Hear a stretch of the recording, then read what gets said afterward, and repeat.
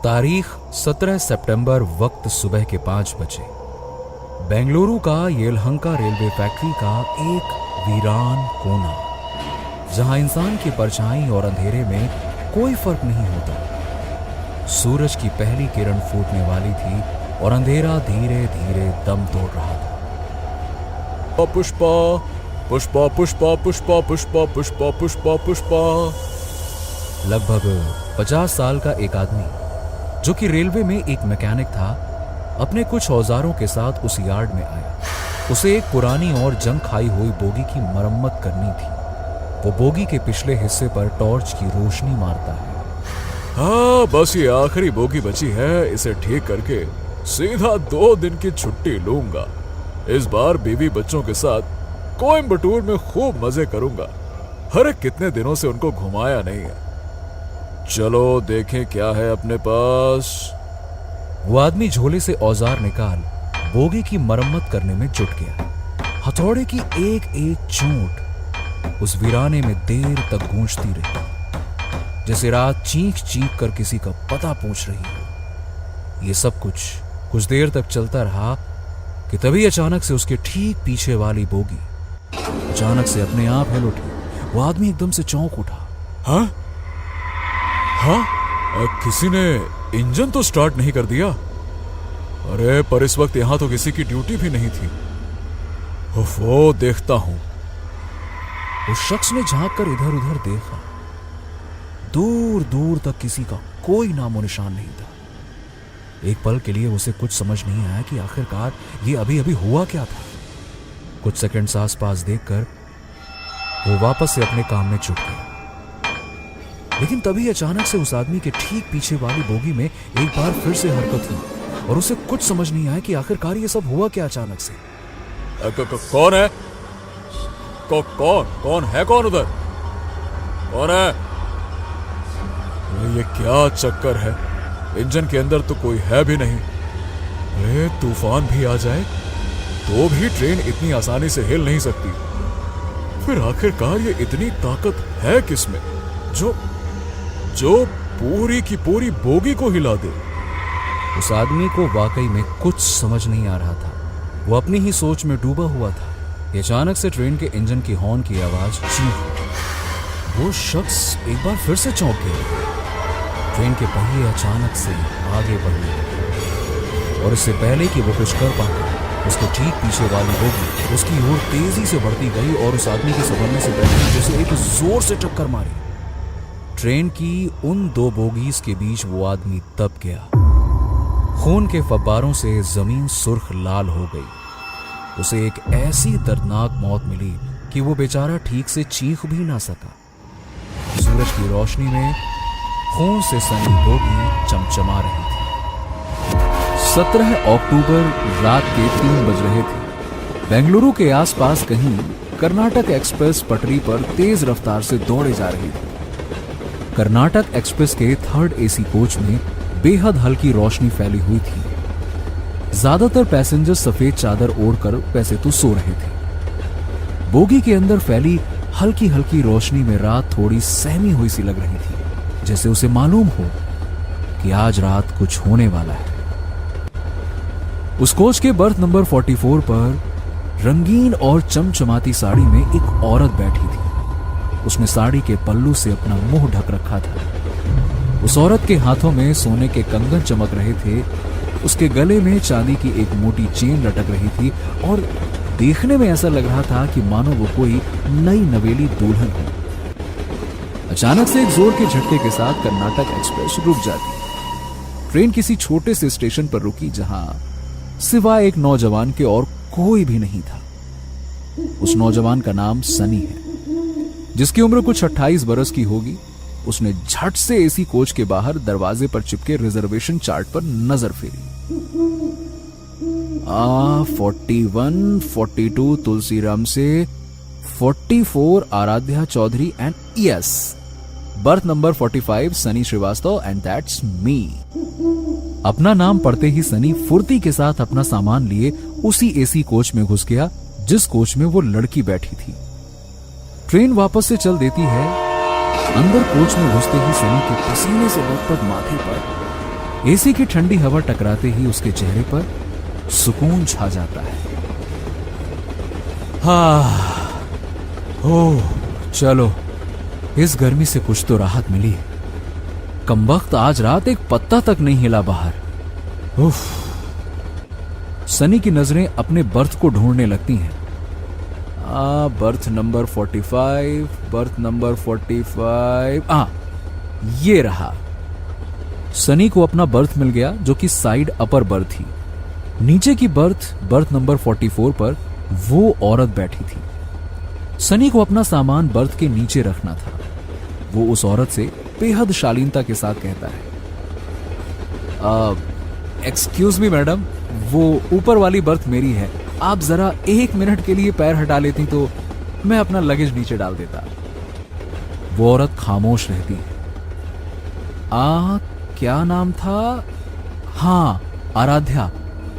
Excuse me Aaradhya जी, आप जरा अपना पैर हटा लेंगी प्लीज। उस औरत के शरीर में थोड़ी हरकत होती है। उसके हिलने से उसके चेहरे से साड़ी का पल्लू सरक कर उसकी गोद में गिर पड़ता है। सनी एक पल के लिए उसे देखकर चौंक जाता है। उसने इतनी सुंदर और मासूम औरत अपनी जिंदगी में आज तक नहीं देखी थी। आराध्या नाम की उस औरत की उम्र मुश्किल से 25 से 26 साल की थी। आराध्या की बड़ी बड़ी आंखें उसकी मासूमियत के साथ सनी को कुछ देर देखती रही। सनी थोड़ी देर के लिए ये भूल गया था कि वो इस वक्त एक ट्रेन में है और अभी अभी वो उस औरत से कुछ कह रहा था। कुछ सेकंड्स के बाद सनी अपने आप को संभालते हुए अपनी बात वापस से दोहराने की कोशिश करता है। जी सॉरी, मैंने आपको डिस्टर्ब किया। वो क्या है कि ऊपर वाली बर्थ मेरी है तो मुझे अपना सामान। सनी के कुछ कहने से पहले ही आराध्या ने अपने पैर बर्थ पर रख लिए। उसने अपना सामान बर्थ के नीचे रख दिया। वैसे तो काफी रात हो चुकी थी और बाकी के लोग सो रहे थे, पर सनी को नींद नहीं आ रही थी, तो उसने सोचा कि क्यों ना थोड़ी देर नीचे ही बैठा जाए। उसने आराध्या की ओर देखा, जो कि खिड़की के बाहर टकटकी लगाए न जाने क्या देख रही थी। सनी ने उससे झिझकते हुए कहा, माफ कीजिएगा आराध्या जी, दरअसल मुझे नींद नहीं आ रही है। अगर आपको कोई तकलीफ ना हो तो थोड़ी देर यहां नीचे बैठ जाऊं। आराध्या चुपचाप बाहर देखती रही। सनी को समझ नहीं आया कि वो उससे और क्या कहे। आराध्या की खामोशी को इजाजत मानते हुए वो उस बर्थ पर आराम से बैठ गया। बीच बीच में खिड़की से अंदर आती रोशनी में आराध्या का सफेद चेहरा चमक उठता। कुछ देर के बाद उस कोच में टीसी आया। वो सबसे एक एक करके टिकट मांग रहा था। वो सनी के पास भी पहुंचा। हाँ जी भाई साहब, टिकट और अपना आईडी कार्ड दिखाइए प्लीज। सनी ने टिकट और अपना आधार कार्ड टीसी को थमा दिया। टीसी ने जल्दी से एक नजर डाली और आगे बढ़ गया। सनी ने नोटिस किया कि टीसी ने एक बार आराध्या की बर्थ की ओर भी देखा, मगर कुछ भी नहीं कहा और चुपचाप आगे चला गया। वाह अंकल, वाह वाह वाह वाह, लड़की से कोई पूछताछ नहीं, मतलब सारे कायदे कानून सिर्फ हम लड़कों के लिए हैं। चलो भाई कोई बात नहीं, अपने को क्या है। ठीक है। सनी ने अपना मोबाइल बाहर निकाला। उसे अपने मोबाइल की स्क्रीन पर अपनी मंगेतर शालू का मिस्ड कॉल दिखता है। अरे शालू का मिस्ड कॉल कब आया, पता ही नहीं चला। बेचारी अब तक जगी है, चलो उससे बात ही कर लेता हूं। सनी ने अपनी मंगेतर शालू को कॉल बैक किया। हेलो शालू, तुम अब तक सोई क्यों नहीं? ओप्पो, कैसे सो जाती? तुमने बताया ही नहीं कि तुम ठीक से पहुंचे हो कि नहीं। अरे बाबा, फोन नहीं किया तो क्या हो गया, कोई बच्चा थोड़ी हूं मैं। और क्या, बच्ची ही तो हो तुम। अच्छा सुनो, मम्मी पापा से ना अच्छे से मिलना। पापा थोड़े गुस्से वाले हैं तो थोड़ा एडजस्ट कर लेना, ठीक है? रिलैक्स यार, और ज्यादा से ज्यादा क्या होगा? अगर तुम्हारे पेरेंट्स नहीं भी माने तो भाग के शादी कर लेंगे, सिंपल ना, भाग के शादी कर लेंगे। सनी के मुंह से ये बात सुनते ही आराध्या की बड़ी बड़ी आंखें मानो और बड़ी हो गई हों। वो सनी की ओर मुंह करके उसकी बातें ध्यान से सुनने लगी। पता नहीं शालू, आज ना मैं इमेजिन करने की कोशिश कर रहा था कि शादी के जोड़े में तुम कैसी लगोगी। शादी का जोड़ा। जाने क्या बात थी कि सनी की ये बातें सुनकर आराध्या की आंखें भर आई। उसे ये सब सुना सुना सा पता नहीं क्यों लग रहा था। काजल से भीगी आंखों से आंसू की लंबी बूंद आराध्या के गले पर ढुलक गई। हालांकि उसके चेहरे पर कोई भाव नहीं थे, उसकी पलकें तक नहीं झपक रही थीं और सनी इन सबसे बेखबर शालू से बातें किए जा रहा था। हाँ सही है। खैर अच्छा सुनो, मैं बेंगलुरु पहुंच के फोन करूंगा, ठीक है ना। चलो चलो बस अब सो जाओ, वरना सुबह तुम्हें फिर से माइग्रेन हो जाएगा। चलो ओके, सो जाओ। ठीक है, तुम भी सो जाओ अब। रखती हूँ। Love you too, bye bye. Sunny ने फोन रख दिया और उसकी नजर आराध्या पर पड़ी, जो कि उसे लगातार घूर रही थी। काजल से घुलकर आंसू की एक लंबी बूंद उसके गले पर अभी भी चिपकी हुई थी। सनी ने मुस्कुराते हुए आराध्या से कहा, ओह माफ कीजिएगा अगर मेरी वजह से आपको परेशानी हुई हो। एक्चुअली क्या है ना कि असल में मेरी मंगेतर का फोन था। थोड़े टाइम के लिए भी कहीं चला जाता हूं ना तो बेचारी अपसेट हो जाती है। बाय द वे हम दोनों अगले ही महीने शादी करना चाहते हैं और मैं बेंगलुरु उसके पेरेंट्स के पास जा रहा हूं उसका हाथ मांगने। आई होप कि सब कुछ ठीक रहेगा। आराध्या चुपचाप टकटकी लगाकर बिना पलक झपकाए उसे देखती रही। एक पल के लिए सनी को लगा कि कहीं वो गूंगी तो नहीं, पर फिर सनी ने उससे बात करने की आखिरी कोशिश की। Just wish me luck. वैसे आप भी बेंगलुरु जा रही हैं? इससे पहले कि सनी कुछ और पूछ पाता, अचानक से ट्रेन एक सुरंग में घुस गई और ठीक उसी वक्त पूरी बोगी में फैली धीमी रोशनी फड़फड़ाकर बुझ गई। अंदर घुप अंधेरा छा गया। सुरंग छोटी थी, इसीलिए कुछ ही सेकंड्स के बाद में सुरंग के पार होते ही बोगी में फिर से नीली रोशनी अपने आप फैल गई। सनी को कुछ समझ नहीं आया कि अचानक से ये रोशनी कहां चली गई थी।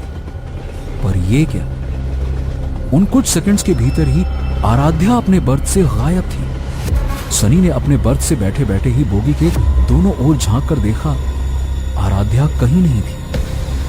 रोशनी मुश्किल से 5 से 10 सेकंड्स के लिए ही गायब थी, पर सनी को उसका यूं अचानक से गायब होना थोड़ा अजीब लगा। कमाल है, अभी अभी तो यहीं मेरे पास ही बैठी थी, इतनी जल्दी कहां चली गई? उस तरफ तो नहीं गई, पर अगर इस तरफ भी गई होती तो बाथरूम तक जाने में थोड़ा वक्त तो लगता, और वो भी इतने गुप्त अंधेरे में।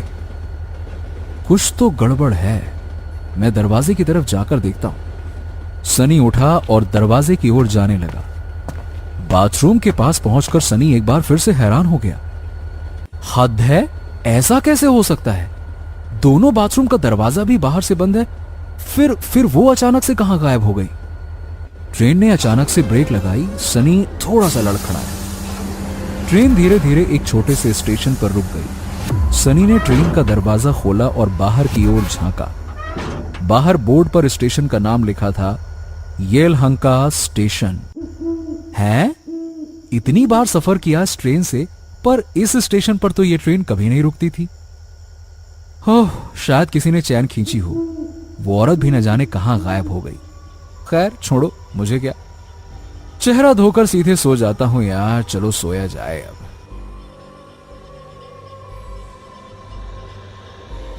सनी ने बेसिन के ऊपर लगे आईने में अपना चेहरा देखा। उसने नल खोला और झुककर पानी के छींटे अपने चेहरे पर डालने लगा। जैसे ही सनी ने अपना चेहरा उठाया, उसे आईने में आराध्या का चेहरा नजर आया। सनी एकदम से घबरा गया क्योंकि उसके पीछे कोई भी नहीं था। फिर आईने में आराध्या का अक्स कैसे नजर आ सकता था? मगर फिर भी हिम्मत करके उसने पीछे मुड़कर देखा, जहां सिवाय लोहे की दीवार के कुछ भी नहीं था। डर के मारे सनी के हलक से एक भी शब्द बाहर नहीं निकल रहा था। आईने की तरफ उसने धीरे से पलटकर फिर से देखा और आईने में उसके चेहरे की बजाय आराध्या का चेहरा नजर आ रहा था। अचानक से आईना खुद ब खुद टूटकर चकनाचूर हो गया। टूटे आईने के हर एक टुकड़े में आराध्या का चेहरा नजर आ रहा था। सनी की आंखें जम गईं। उसकी नजर दरवाजे की ओर अपने आप मुड़ गई। सनी की आंखों से काले रंग की एक बूंद उसके गालों पर ढुलक गई, ठीक वैसे ही जैसे आराध्या की आंखों से काले रंग का आंसू निकला था। धीरे धीरे उसके कदम दरवाजे की ओर बढ़ने लगे बाहर की ओर। स्टेशन पर बाहर आराध्या खड़ी थी। आराध्या उसे लगातार घूर रही थी। सनी सम्मोहित होकर पूरी तरह से उसके वश में हो चुका था। आराध्या धीरे धीरे स्टेशन के बाहर जाने लगी। सनी भी उसके पीछे पीछे चुपचाप बिना कुछ कहे चलने लगा। ट्रेन ने जोर से हॉर्न बजाई और स्टेशन से धीरे धीरे विदा होने लगी। स्टेशन से सनी और आराध्या रात के अंधेरे में ओझल हो गए और प्लेटफॉर्म से कर्नाटका एक्सप्रेस। आराध्या किसी शिकारी शेरनी की तरह आगे आगे चली जा रही थी और सनी किसी पालतू हिरण के बच्चे की तरह बिना कुछ बोले उसके पीछे पीछे चलता जा रहा था। चारों ओर सिर्फ झींगुरों और सूखे पत्तों की आवाज हो रही थी। वो दोनों एक पुराने गेट से होते हुए एक बड़े यार्ड के अंदर पहुंचे, जहां पटरियों पर जंग लगे पुराने ट्रेनों की बोगियां खड़ी हुई थीं। उनमें से एक बोगी के सामने आराध्या अचानक से रुक गई और उसके पीछे सनी। एक जोर के झटके के साथ बोगी के दरवाजे का लॉक टूट गया और दरवाजा धीरे धीरे खुलने लगा। आराध्या बोगी के अंदर चली गई और उसके पीछे पीछे सनी। बोगी का दरवाजा वापस से एक जोर की आवाज के साथ बंद हो गया। सनी के अंदर जाने के अगले ही पल बोगी की लाइट जल उठी। कुछ देर तक खामोशी छाई रही और अचानक एक जोर की चीख के साथ सनी का कटा हुआ सर खिड़की पर जोर से टकराता है। खिड़की खून से सनकर लाल हो जाती है। उस यार्ड के मनहूस वीराने में रात एक और खौफनाक मौत की गवाह बन गई। ब्रेकिंग न्यूज, एक और बड़ी खबर आ रही है बेंगलुरु से, जहां येलहंका रेलवे फैक्ट्री में आज सुबह एक और खौफनाक कत्ल को अंजाम दिया गया। जी हां, ब्रेकिंग न्यूज, लगातार चौथी दर्दनाक मौत। हाँ बोल दीप्ति। जल्दी से ऑफिस आ जा, बॉस ने इमरजेंसी मीटिंग बुलाई है। अमेरिकन क्लाइंट है, ऑनलाइन प्रेजेंटेशन है and they need the best coder, जो कि तू है। तो बस जल्दी से आ जा यहाँ। दीप्ति, बॉस को बोल दे मैं नहीं आ सकती। अमेरिका से बड़ी इमरजेंसी यहाँ लगी है। कल मिलती हूँ। अरे लेकिन देविका। देविका हेगड़े, उम्र 26 साल, बेंगलुरु की एक बड़ी आईटी कंपनी की एक सुपर ब्रिलियंट कोडर, स्वभाव से झक्की और तेवर की गरम। ये देविका के व्यक्तित्व का वो सच है जिसे दुनिया जानती है, लेकिन देविका का एक दूसरा सच भी है जिसे सिर्फ वही जानती है, और वो है कि देविका को स्कूल में ही सुपर नेचुरल सब्जेक्ट्स में इंटरेस्ट आने लगे थे। कॉलेज आते आते वो इलेक्ट्रॉनिक्स फ्रीक हो गई थी और साथ में एक कंप्यूटर कोडर भी, लेकिन समय के साथ सुपर नेचुरल सब्जेक्ट्स में उसकी दिलचस्पी धीरे धीरे करके और भी बढ़ती गई। उसने इंटरनेट पर भी दुनिया के तमाम घोस्ट हंटर्स यानी कि आत्माओं को खोजने वाले लोगों पर कई साल रिसर्च किया और खुद से कई सारे इलेक्ट्रॉनिक गैजेट्स एंड मशीन्स बनाए। इन गैजेट्स एंड मशीन्स की मदद से वो आत्माओं का पता भी लगा सकती है और उन्हें कैद भी कर सकती है। देविका को पूरा यकीन था कि उस रेलवे यार्ड में किसी न किसी की आत्मा तो मौजूद है और उसी ने ये सारे के सारे खून किए हैं। देविका बाइक पर लगे मोबाइल को ट्रैक कर लोकेशन के पास पहुंची। लोकेशन एक गेट के अंदर था, पर गेट पर एक बड़ा सा ताला लटका था, यानी कि सील्ड था। लोकेशन तो यही है, मुझे अंदर चुपके से जाना होगा, लेकिन गेट तो लॉक है। ताला तोड़ा तो किसी को शक हो जाएगा। अंदर जाने का कोई दूसरा रास्ता जरूर होगा। देविका ने अपने बुलेट को थोड़ी दूरी पे पार्क किया और एक दीवार के करीब पहुंची। उसने देखा कि थोड़ी दूरी पे दीवार का एक हिस्सा टूटा हुआ है। देविका उस टूटे हिस्से से गुजरकर बड़े आराम से कैंपस के अंदर आ गई। देविका ने चारों ओर नजर घुमाई। सूरज ढल चुका था और अंधेरा धीरे धीरे दबे पांव फैल रहा था। देविका ने अपने बैग से कुछ गैजेट्स निकाले। उसने एक ईएमएफ मीटर को घड़ी की तरह अपने कलाई पर बांध दिया। जब क्या होता था कि कोई आत्मा आसपास मौजूद हो तो ईएमएफ मीटर की लाइट जल उठती थी। देविका ने ईएमएफ मीटर ऑन किया और आसपास इधर उधर चलने लगी।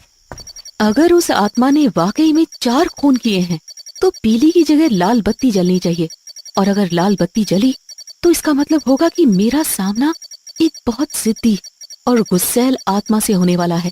देविका कुछ देर इधर उधर घूमती रही, पर किसी भी मशीन में कोई भी हरकत नहीं हुई। लेकिन उसी वक्त देविका की नजर उस बोगी पर पड़ी जहां आज सुबह सनी की मौत हुई थी। उस जगह को पीली पट्टियों से घेर दिया गया था। देविका ने देखा कि इस वीराने में आसपास कोई नहीं है। देविका क्राइम सीन पर पहुंचती है। उसने अपने 2-3 मशीन्स और भी ऑन किए। 1 घंटे से ऊपर हो चुका है, किसी का कुछ पता नहीं। कहीं ऐसा तो नहीं कि सारे खून किसी आत्मा ने नहीं बल्कि किसी इंसान ने किए हो। पर मेरा दिल कह रहा है यहाँ कुछ तो है, थोड़ी देर और देखती हूँ। देविका ये सब कुछ सोच ही रही थी कि अचानक से ईएमएफ मीटर से बीप बीप की आवाज आने लगी। देविका ने तुरंत ईएमएफ मशीन पर लगे स्पेशल थर्मोमीटर को देखा। उस पर टेम्परेचर की डिग्री अपने आप ऊपर होने लगी, जिसका मतलब ये साफ था कि कोई ना कोई अदृश्य शक्ति आसपास ही है। देविका का अंदेशा बिल्कुल सही था। उसी वक्त ईएमएफ मीटर की सुई भी हिलने लगी और एकदम से लाल बत्ती जल उठी। देविका ने जैसे ही आत्मा को कैद करने की बात कही, उसकी मशीन अचानक से बंद हो गई। ये क्या, इसे क्या हो गया? इससे पहले कि देविका कुछ समझ पाती, अचानक से थर्मोमीटर का टेम्परेचर बेहिसाब बढ़ने लगा और उसमें आग लग गई और मशीन देविका के हाथ से नीचे गिर गई। देविका समझ चुकी थी कि आत्मा बेहद गुस्से में है और इसे काबू कर पाना आसान तो नहीं होगा। ये आत्मा बहुत गुस्से में लग रही है, मुझे इससे बात करनी पड़ेगी। देविका झट से अपने साइड बैग से एक दूसरी मशीन निकालती है। एक छोटे से रेडियो से दिखने वाले उस मशीन में देविका अलग अलग फ्रिक्वेंसी पर जाकर आत्मा से बात करने की कोशिश करती है। सुनो, अगर तुम मुझे सुन पा रहे हो तो मुझसे बात करो। मैं तुम्हें कोई नुकसान नहीं पहुंचाऊंगी, मैं वादा करती हूँ। मैं बस तुमसे बात करना चाहती हूँ। अचानक रेडियो से कुछ अजीब सी आवाजें आने लगी। देविका उस सिग्नल की दिशा में आगे बढ़ने लगी। जैसे जैसे वो आगे बढ़ रही थी, आवाज और धीरे धीरे करके साफ होती गई। तभी देविका के कानों में एक आवाज टकराई और वो आवाज किसी और की नहीं बल्कि आराध्या की थी। चली जा, चली जा। देविका ने गहरी सांस भरी। चली जाऊंगी, लेकिन उसके पहले तुम्हें मुझे ये बताना पड़ेगा कि तुम लोगों को मार क्यों रही हो और उन लोगों ने तुम्हारा बिगाड़ा क्या था। चली जाओ, वरना तुम्हें भी मार डालूंगी। आराध्या की रूह गुस्से में गुर्रा रही थी, पर देविका ने भी हिम्मत दिखाई। कहा ना चली जाऊंगी, लेकिन बस एक बार तुम्हें देखना चाहती हूँ। नाम क्या है तुम्हारा? देविका के ये पूछते ही आराध्या की आवाज अचानक से खामोश हो गई। कुछ सेकंड्स के बाद सामने पटरी पर खड़ी दूसरी बोगी का दरवाजा खुला और जोर की आवाज के साथ वो धीरे धीरे खुलता गया और बोगी के अंदर की सारी बत्तियां जल उठती हैं। ये आराध्या का देविका को इशारा था। वो उसे बोगी के अंदर बुला रही थी। देविका समझ गई। उसने अपना बैग उठाया और छोटे छोटे कदमों के साथ बोगी के अंदर आ गई। देविका के बोगी के अंदर आते ही दरवाजा जोर से बंद हो गया। देविका आराध्या का सामना करने को तैयार थी कि तभी अचानक से मशीन खुद से आवाज करने लगी। देविका समझ गई कि उसके पीछे कोई है। वो धीरे से पीछे की ओर मुड़ी। सामने आराध्या खड़ी थी। दोनों के बीच मुश्किल से 1 फीट का फासला था। देविका आराध्या को देख रही थी, जो कि बेहद मासूम और खूबसूरत थी। समझ नहीं आ रहा था देविका को कि आखिरकार वो लोगों को मार क्यों रही थी। देविका ने जैसे ही उससे बात करना चाहा, आराध्या जोर से चीखी और देविका को एकदम से धक्का दे दिया। देविका झटक कर दूर जा गिरी और उसके कंधे से उसका बैग भी जमीन पर गिर पड़ा। इससे पहले कि देविका अपने आप को संभाल पाती, आराध्या उस पर लगातार हमला करती रही। देविका ने चीख कर कहा, देखो, तुम्हें ये सब करने की जरूरत नहीं है। तुम मुझे मजबूर कर रही हो। मेरी बात मानो और शांत हो जाओ। मुझसे बात करो। आराध्या की रूह ने देविका की एक न सुनी और उसे इधर उधर पटकती रही। देविका के सर से खून बहने लगा। उसे बहुत जोरों का गुस्सा आया और गुस्से में वो तेजी से आराध्या की ओर बढ़ी, पर इससे पहले कि देविका कुछ कर पाती, आराध्या ने अपने हाथों से देविका की गर्दन को जोर से पकड़ लिया। देविका तड़प उठी। आराध्या की पकड़ धीरे धीरे और कसती जा रही। उसने देविका को एक हाथ से हवा में उठा लिया। देविका की सांसें जैसे टूटने से लगी। उसके माथे की नसें तन गई देविका के पास अब कोई चारा नहीं बचा था। उसने साइड बैग में लगे मशीन के बटन को दबा दिया और बटन के दबाते ही एक बहुत पतली सी और तीखी सी आवाज बोगी में फैल गई। आराध्या की आत्मा कांप उठी। बोगी के सारे शीशे एक एक करके टूटने लगे। आराध्या की आत्मा तड़पते हुए चिल्लाते हुए बोली, बंद करो इसे। मैं और बर्दाश्त नहीं कर पाऊंगी। इसे बंद करो। मैं हाथ जोड़ती हूँ। तुम जो कहोगी मैं वैसा ही करूंगी। बंद करो इसे। ये सुनते ही देविका को आराध्या के ऊपर थोड़ा तरस आया और उसने वो मशीन बंद कर दिया। आराध्या की आत्मा ने समर्पण कर दिया और अगले ही पल देविका उसके चंगुल से आजाद हो गई। आराध्या की आंखों से काजल आंसू में घुलकर उसके गालों पर ढुलक गए। आराध्या अब बात करने को तैयार थी। मेरा नाम आराध्या चौधरी है। उस रात मैं बहुत खुश थी क्योंकि मेरी शादी होने वाली थी उससे, जिससे मैं पागलों की तरह प्यार करती थी। लेकिन हमारे घर वाले राजी नहीं थे। मैं घर से भाग के कोर्ट में शादी करने वाली थी। 17 जून की रात मैं कर्नाटका एक्सप्रेस से बेंगलोर जा रही थी, जहां पे मैं और अनिल शादी करने वाले थे। मैं खुश जरूर थी कि अगले दिन से मेरी जिंदगी बदलने वाली थी, पर मैं थोड़ी घबराई भी हुई थी क्योंकि मेरा भाई पुलिस में है और बहुत गुस्से वाला भी। मैं बहुत हिम्मत करके घर से भागी थी। बल्कि सच कहूं तो जिंदगी में पहली बार मैं ट्रेन से अकेले सफर कर रही थी। फिर किसी छोटे स्टेशन पर ट्रेन रुकी। 50 की उम्र का एक आदमी बैग लिए मेरी बोगी के अंदर आया। मेरे ठीक ऊपर की बर्थ उसकी थी। मैं मासूम थी। दुनियादारी की कोई समझ नहीं थी मुझ में। मुझे वो आदमी बेहद शरीफ लगा। वो मेरी तरफ देखकर मुस्कुराया। मैं भी उसे देखकर मुस्कुराई। उसकी उम्र मेरे पापा की जितनी होगी। थोड़ी देर में हम दोनों बात करने लगे। मैं उसे अंकल कह के बात करने लगी।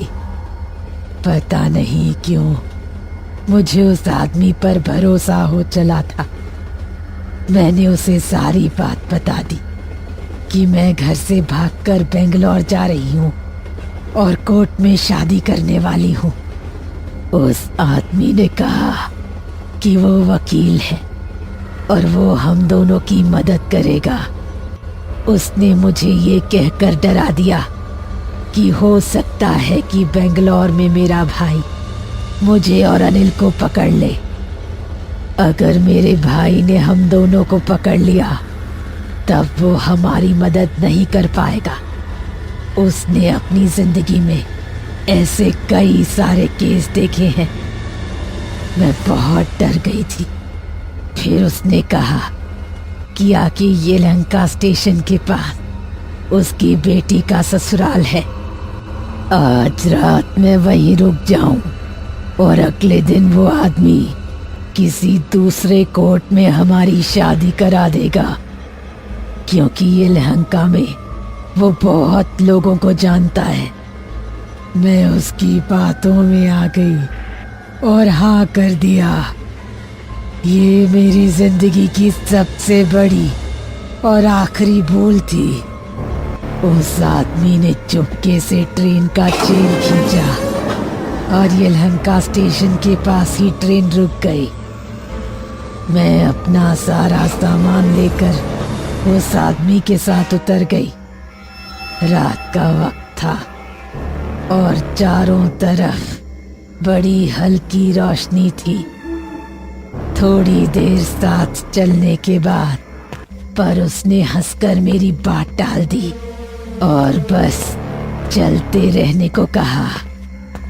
मैं बस 2 कदम बढ़ी ही थी कि अचानक उस आदमी ने पीछे से मेरा मुंह अपने हाथ से दबा दिया। उसने एक झटके में मेरी सोने की चेन मेरी गर्दन से निकाल ली। मैंने चिल्लाने की कोशिश की, पर वो काफी ताकतवर था। मैंने जोर से अपना दांत उसके हाथों में गाड़ दिया। वो दर्द से चीख उठा। मैंने भागने की कोशिश की, पर उससे तेज नहीं भाग पाई। उस आदमी ने मुझे फिर से पकड़ लिया। मैं डर के मारे जोर जोर से चीखने लगी। उस आदमी को गुस्सा आया और वो मेरा गला दबाने लगा। मेरा दम घुटने लगा। कुछ सेकंड के अंदर मेरी मौत हो गई। कहाँ अगले दिन मैं दुल्हन बनने वाली थी और कहाँ मेरे सामने मेरी ही लाश पड़ी हुई थी। मेरी गलती बस इतनी थी कि मैंने आंख मूंद कर उस आदमी पर भरोसा किया। मुझे लगा कि उसने मुझसे प्यार से बात की है, इसलिए वो अच्छा ही होगा। नहीं, ऐसा नहीं होता है। जो जितना प्यार से बात करता है वो उतना ही खतरनाक होता है। ये सीख इसी दुनिया ने मुझे दी और इस सीख के बदले मुझे मिली मौत। मैंने फैसला लिया कि हर वो इंसान जो प्यार से बात करने का नाटक करता है उसे मारना होगा। आराध्या, तुम्हारी उम्र इतनी भी नहीं हुई थी कि दुनिया का सच समझ पाती। मुझे तुम्हारे लिए बहुत दुख है, लेकिन आराध, तुम्हारी ये सोच बिल्कुल गलत है। तुम तो लव मैरिज करने वाली थी ना। प्यार से तो सनी भी बात किया करता था ना। जब वो तुम्हारे सामने आएगा तो क्या उसे भी मार दोगी?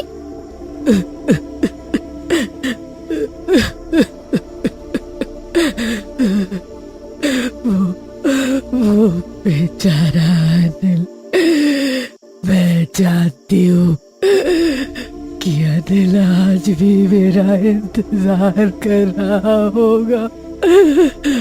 महीने की हर 17 तारीख को मैं इसी कर्नाटका एक्सप्रेस पर चढ़ती हूँ कि बेंगलोर पहुंचकर अनिल से मिलूंगी, पर ऐसा कभी नहीं हो सकेगा। काश मैं जानती हूँ कि अनिल आज भी मेरा इंतजार कर रहा होगा। महीने की हर 17 तारीख को मैं इसी कर्नाटका एक्सप्रेस पर चढ़ती हूँ कि बेंगलोर पहुंचकर अनिल से मिलूंगी, पर ऐसा कभी नहीं हो सकेगा। काश मैं उसे बोल पाती कि मेरा इंतजार ना करे।